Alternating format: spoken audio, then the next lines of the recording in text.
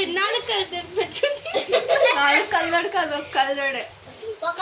4 colour ఉన్నాయి పరీక్షకి.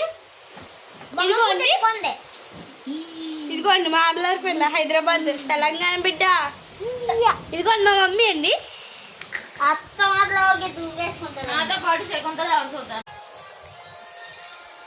మా అత్త వేసిన పెయింటింగ్స్ అండి. అల్లు అలహానేనా? ఇదిగోండి ఫ్రెండ్స్, మేము ఆడికే తిన్నాను ఫ్రెండ్స్.